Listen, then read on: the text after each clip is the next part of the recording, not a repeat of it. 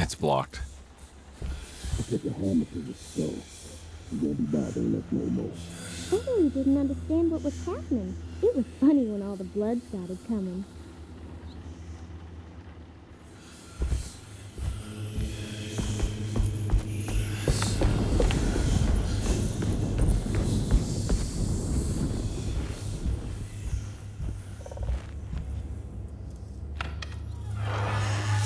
Detective, am I glad to see you. Lock the door, will you? I don't think Dr. Gray would appreciate us snooping around. What's going on here? This feels so strange. Detective Conby felt removed from himself. Like driving drunk, he carefully tried to navigate his environment. What the hell was going on?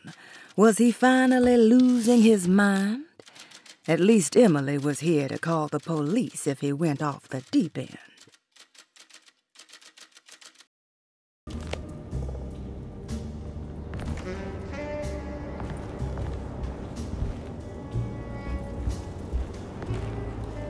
Have you found anything? What? Yeah, I've seen some things. Okay. Let me know if there is anything you want to talk about.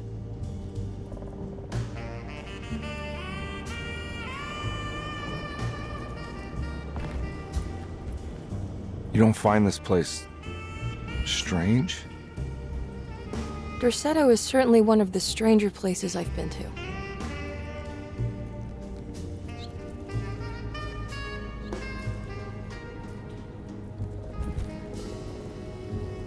This room feels too real.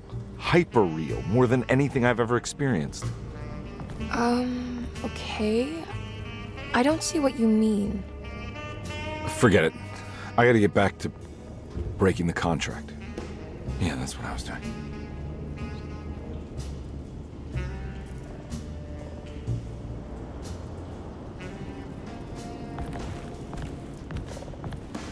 There's a book missing.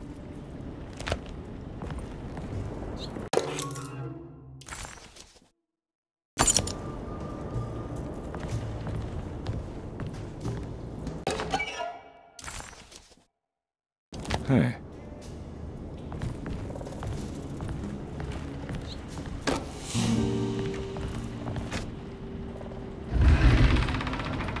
What did you do? I was just rearranging the books. Well, come on, let's check it out.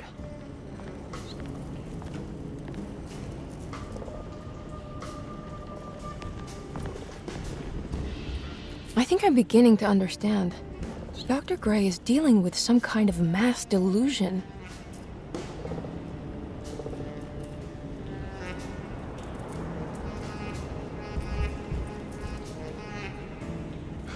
What were you saying about mass delusion? Dorsetto seems to have a deranging effect on people living close by. It has a history of creating cults devoted to some nature goddess. Even the name Dorsetto refers to the cult existing here before the Civil War. Dorsetto was the name of an ancient fertility goddess worshipped in Syria. Dr. Gray and his friends, however, seem to prefer the black goat of the woods with 1,000 young, or Shub-Nigroth. And that name can only have come from my uncle's twisted mind.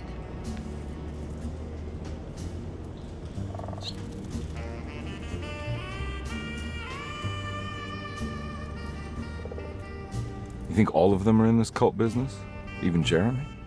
I'm not sure any of them have a choice at this point. We just need to find a way to stop all of this.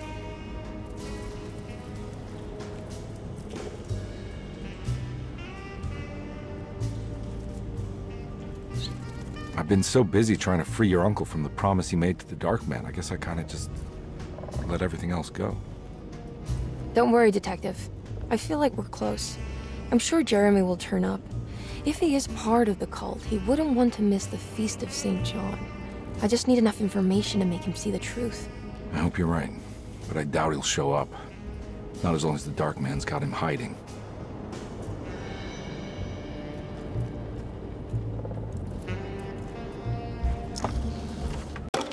Good to finally meet you, Mr. Hartwood. I'm here on the behalf of your brother Philip. You were expecting me, weren't you? Yes, you're from DeSoto, no? That's right. I just wanted to ask you a few questions to see if there is anything I can do to help you and your family. Okay. I understand you're full of imagination. You make up a lot of things. I suppose. And you obsess over them, blurring reality and fiction. Sometimes. Do you want to tell me about the Dark Man? No, I don't. That's all right. Perhaps there is something else you can tell me. Something you know to be made up, but you hold dear. Juan? John? Who's John? No, Juan Luis Jorge. Oh, wait there a moment. Here, take a look. Is he... Oh, he is the author. It's a magnificent book. Life-changing even. The real Juan is long dead, but I like to think of him as my friend.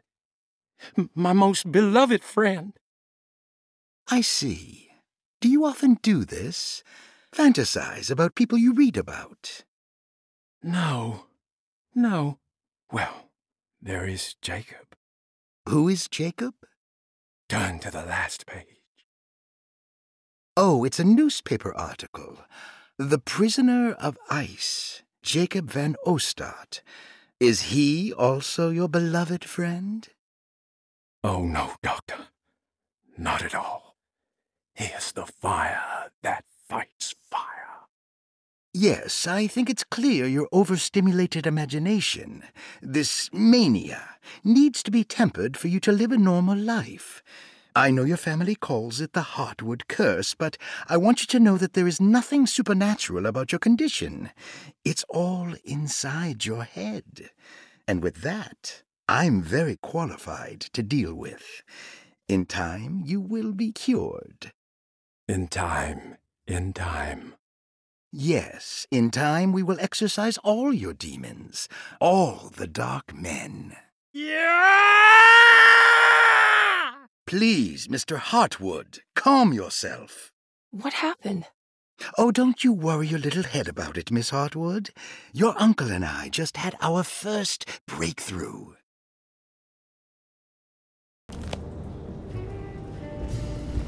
That mark on the floor looks like talisman positions, but from which direction should I look at it?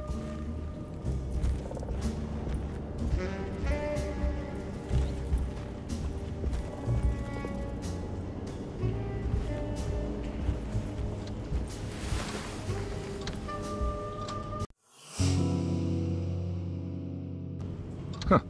Has that been there this whole time?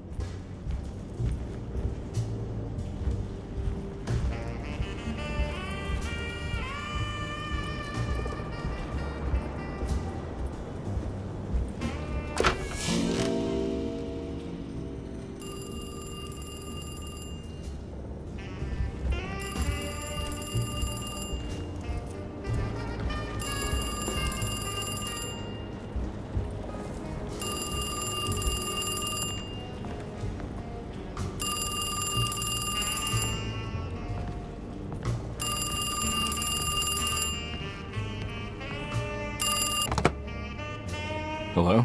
Detective Convy? Who is this? Jeremy? Jeremy is with the Dark Man. You can't save him. Well, I've done everything you wanted so far, and there's just one more thing on the list. I expect him to keep his promise and return Jeremy unharmed. Get out, Detective, while you still can.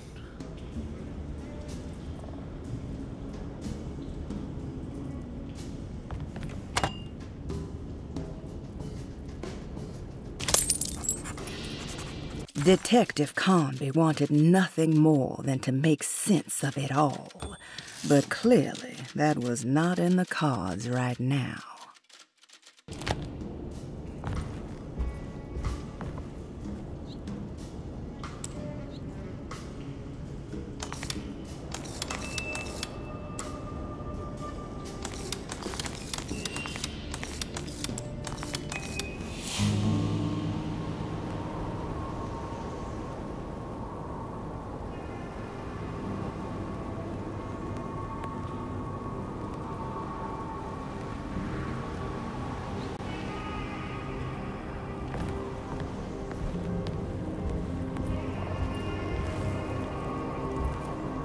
You okay? You look a little frazzled. Just stupid telephone. I know. I tried calling the police earlier. The telephone is completely dead. It's not... Yeah, no, the telephone isn't working.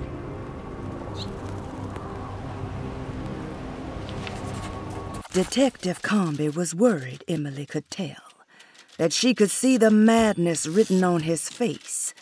But what if he was the only one seeing the truth? Could that still be the case? If only he could find evidence that would make her understand that he had seen beyond the veil, or at least something that would show her he was worth the money she was paying him.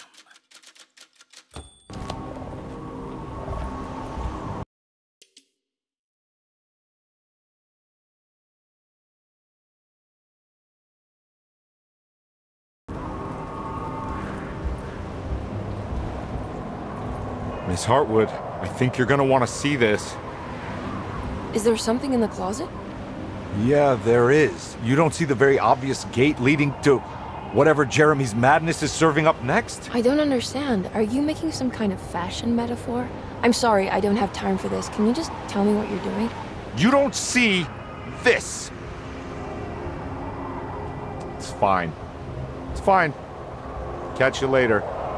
Are you going inside the closet? Yeah.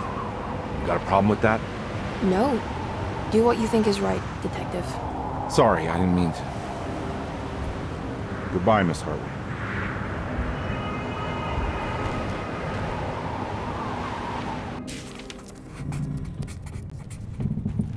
Disheartened by his failure to make Emily understand what he was doing, Detective Conby actually felt better seeing the frozen hell before him.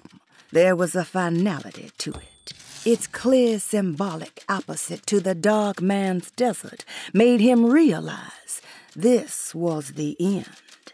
Soon it would all be over.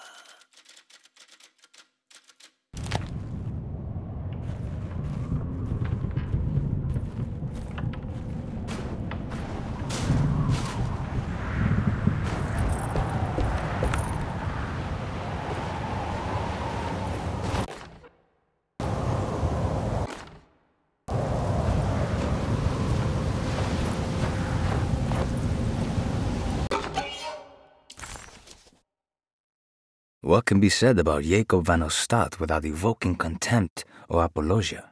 The first piece of information is the obvious. He is not the explorer Jeremy idolized in his youth, but the figment of his imagination.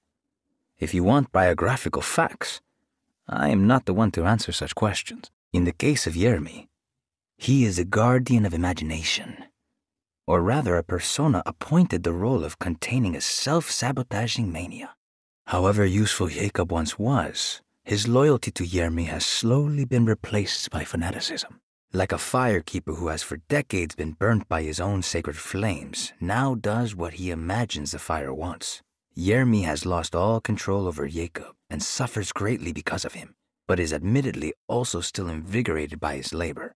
In the plainest of words, Jacob keeps Jeremy sick so he can remain Jeremy.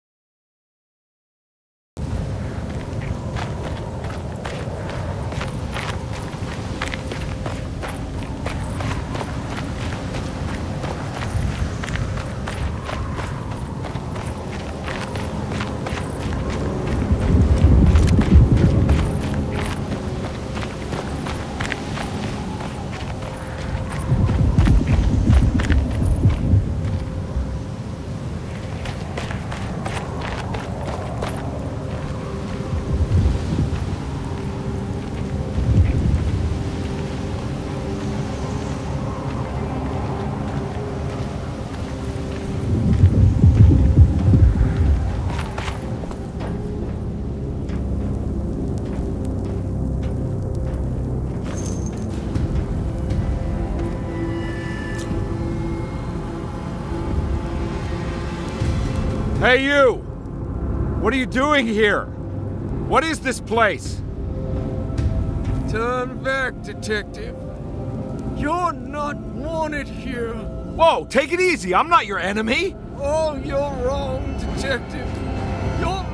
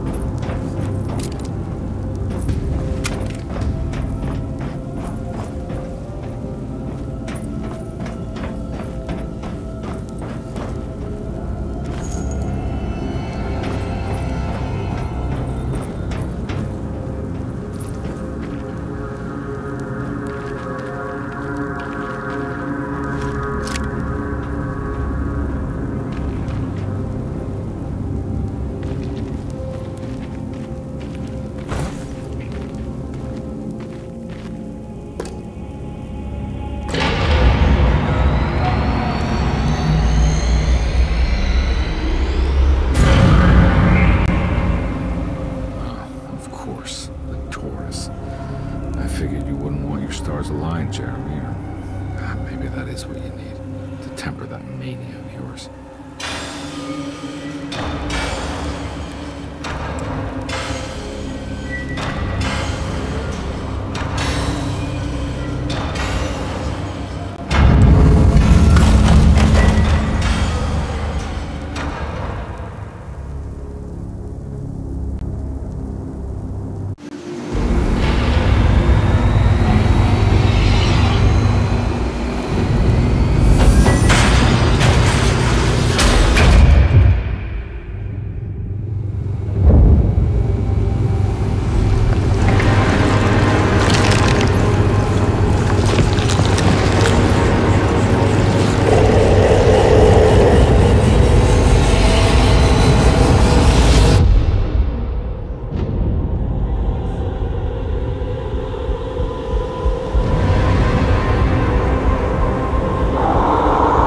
God's sake, stay dead, will you?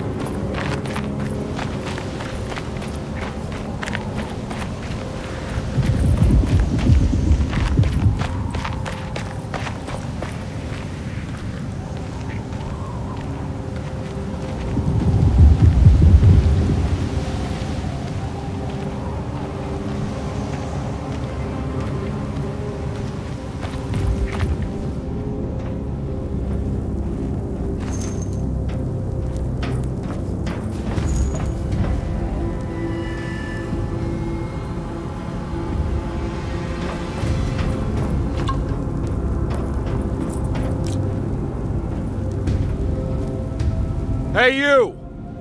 What are you doing here? What is this place? Turn back, Detective. You're not wanted here. Whoa, take it easy. I'm not your enemy. Oh, you're wrong, Detective. You're wrong.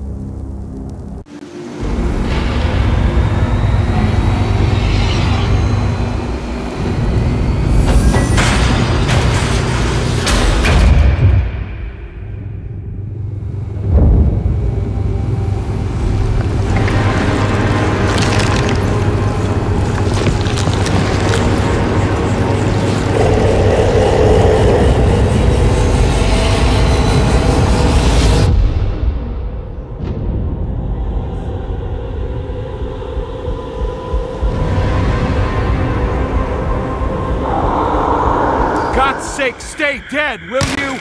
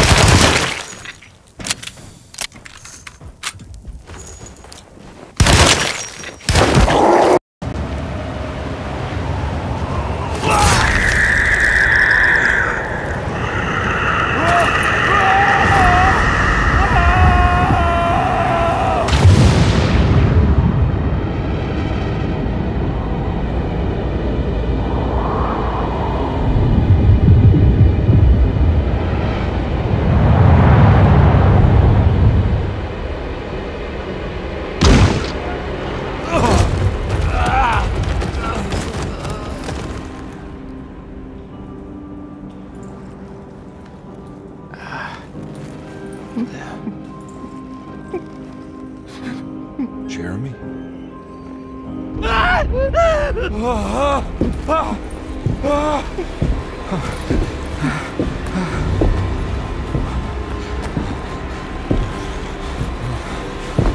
did everything! Aren't you happy? Stupid charlatan! What more do you want from me? You want me to lose my mind? Oh, my Lord! Doctor! Baptiste! Quick!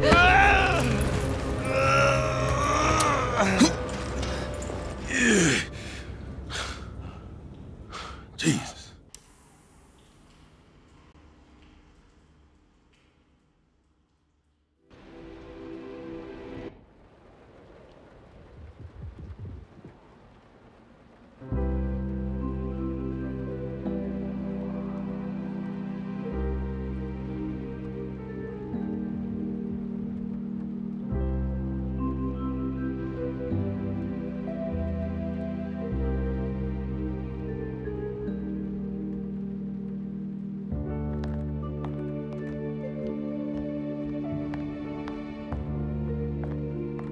You awake?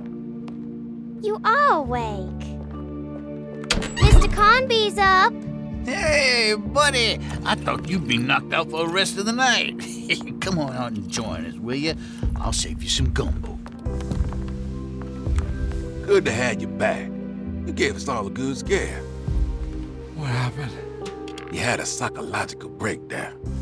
Sorry for manhandling you, but you were being violent. You stabbed Jeremy and then punched Dr. Gray. Are they okay? Jeremy's a little strange, but everything's back to normal. Really? All thanks to you, combat. You want to try standing up?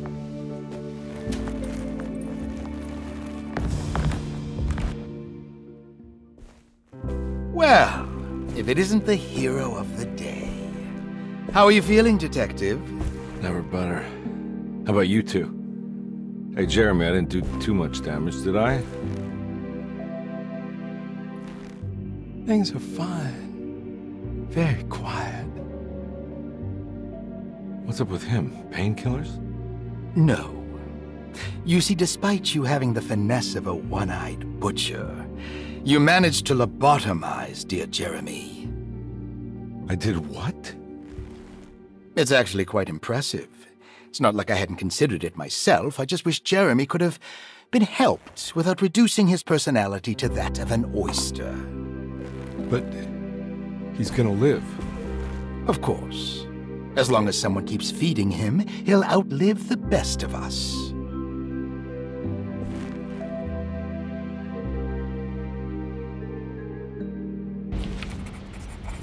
Everything was back to normal. Did any of it really happen? What had Conby actually been doing all night?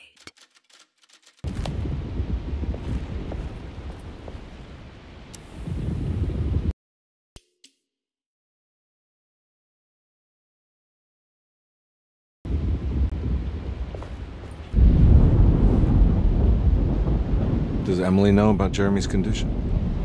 Yes. She seems to be handling it quite well under the circumstances.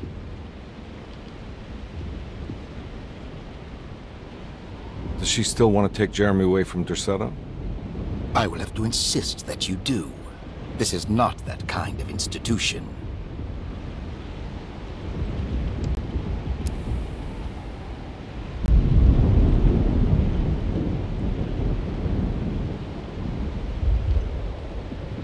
Oh, good. I do so miss the city lights.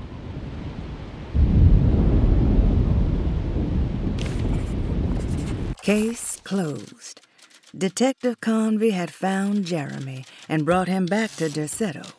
He worried that Emily wouldn't be all that happy with his performance, considering Jeremy's impromptu brain surgery. Maybe she would refuse to pay him in full. It was the kind of thought that would normally infuriate Conby, but right now he just felt happy to be back. No matter if he would be seeing the $150 or not, he couldn't wait to rendezvous with Emily and go back to New Orleans.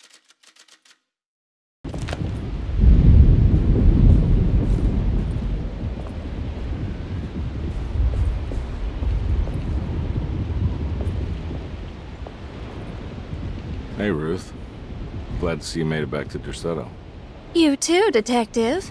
Make sure to stay for the festivities. It's no Mardi Gras, but it ain't bad.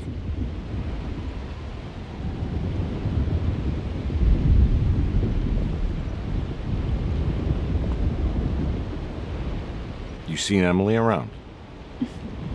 I saw her packing some things into that old jalopy you arrived in about an hour ago. I'm sure she hasn't given up on you yet.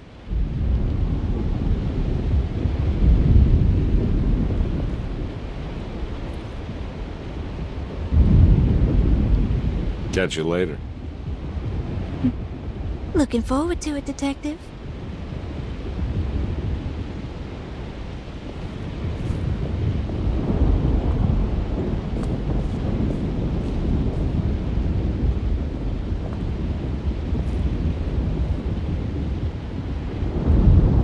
What are you looking for? Just keeping an eye out for the storm. Radio says it could be a wild one.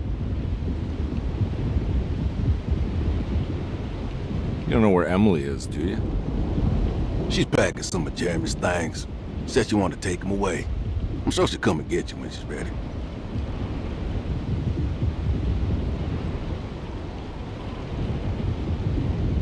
I should probably get a move on then. See you around, compare.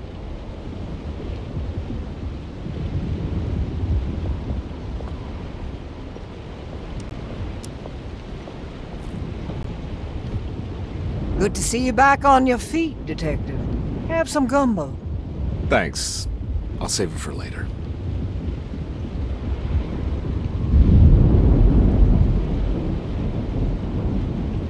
Seems like everyone's in a pretty good mood. The Eve of St. John is the most important date of the whole year. It's the only day when the black goat of the woods tends to her young.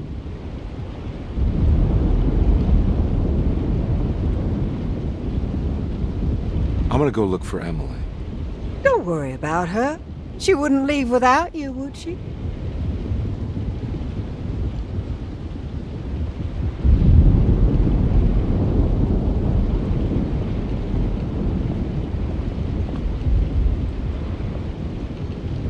All right, tell me, what the hell's about to happen here? Every year we have a little turn-the-page ceremony by the tree. It's symbolical. It's like life has its cycles of grief and happiness. You know? Just like a tree facing the seasons. Things change, but remain the same.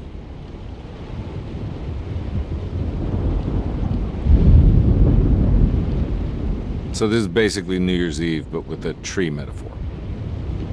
Exactly. You're so smart. It's about starting again.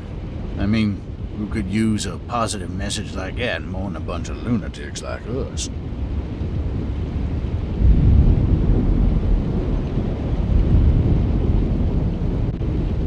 I get the feeling some of you think this year is going to be special. Any idea why? Well, we got some new words, thanks to your buddy Jeremy, and some other changes to the program. Let's just say we're all in this year.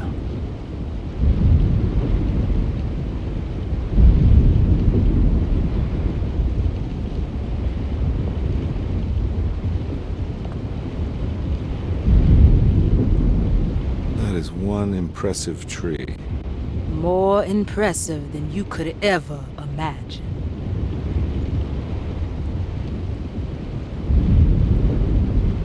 So how does this all work? You dance around chanting? For the ritual, I mean? Stay and find out, Detective. It might just do you good.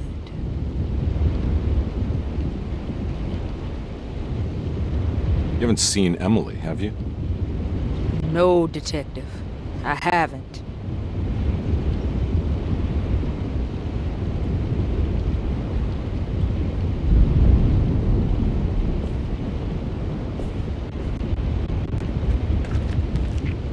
Hey, kid. What are you up to? Preparing for the ceremony. I don't want to disappoint Mother.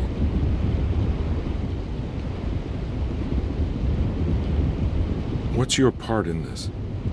I'm the Cabaret Saint Corn. It's very important. Only I can settle our debt.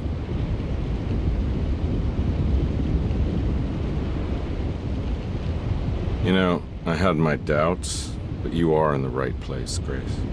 I think you might be right. For once.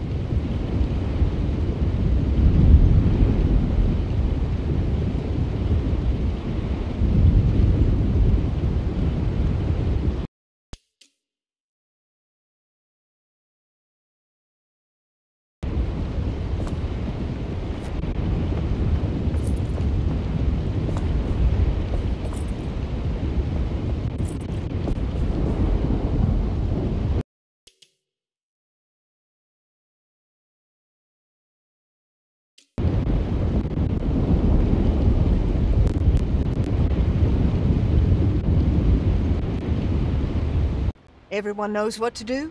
Y'all know the new words. Mrs. Thompson, we talked about this. I'm not sure everyone is comfortable. Doctor, I insist. This is important. We've waited for so long, Doctor. Let's just go with the old song. Not every change is an improvement. Boss, good or bad, we need to move forward. All in, Doc. Let's bet it all. But we don't know what we're dealing with. It'll be okay, Doctor. Better even.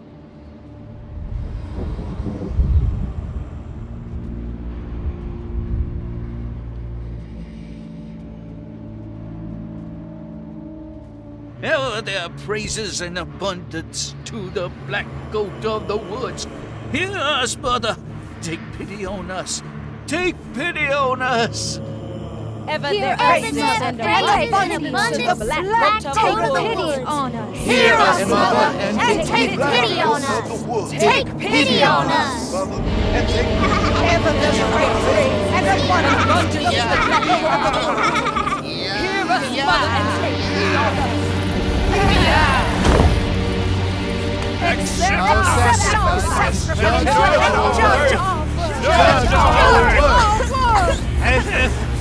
Stop! Are you crazy? This here's what needs to happen, Carvel. Grace! Stop! Stop! Shoot the ground! Yeah! Shoot the ground! The black goat of the woods! Stop in the ground! Yeah! Stop in the ground! Detective, get my uncle out of here! Jeremy, come with me! Get over here! Jeremy, come with me! Jeremy, come here! No! There has to be a sacrifice! We're doomed!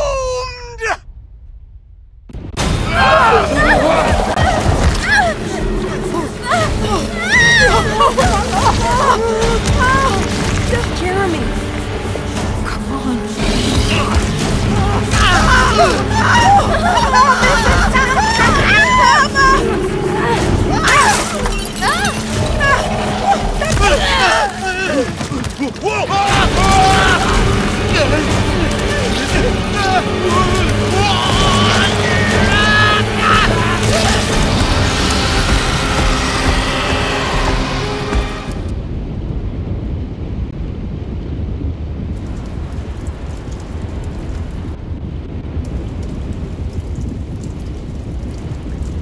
I can't let that monster leave Derceto. I have to stop it.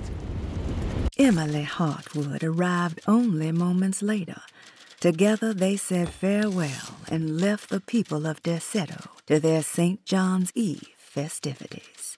As Conby sat down in the driver's seat, he was filled with a sense of melancholy. Emily didn't seem happy, just relieved that they were leaving. And Jeremy just sat quiet, like a dog beaten into submission. As he started up the car, Emily handed Detective Conby an envelope with the money she owed him. He sighed, accepted the bittersweet end, and drove back to New Orleans.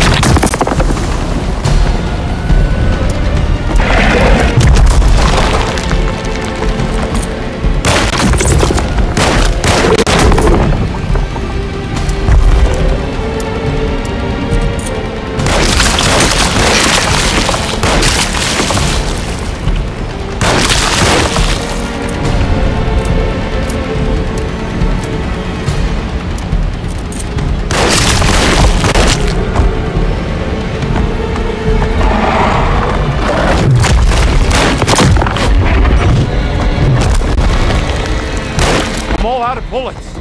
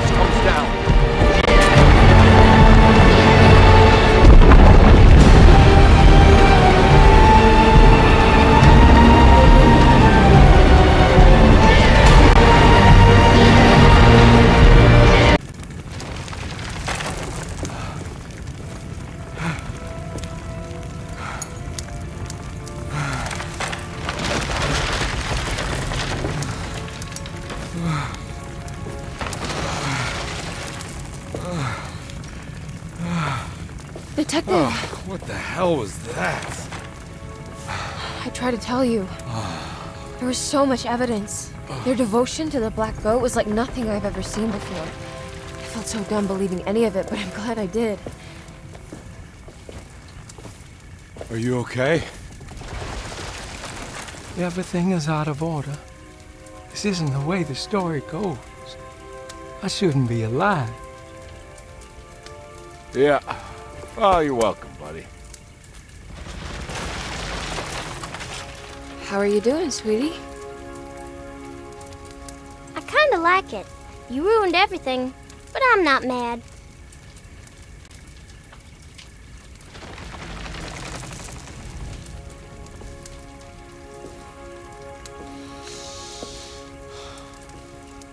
All right, you ready to head back to New Orleans? Come on, Jeremy. We're leaving. Can I come? I thought you said you didn't need saving. Don't leave her. She's important. Of course we're taking her with us.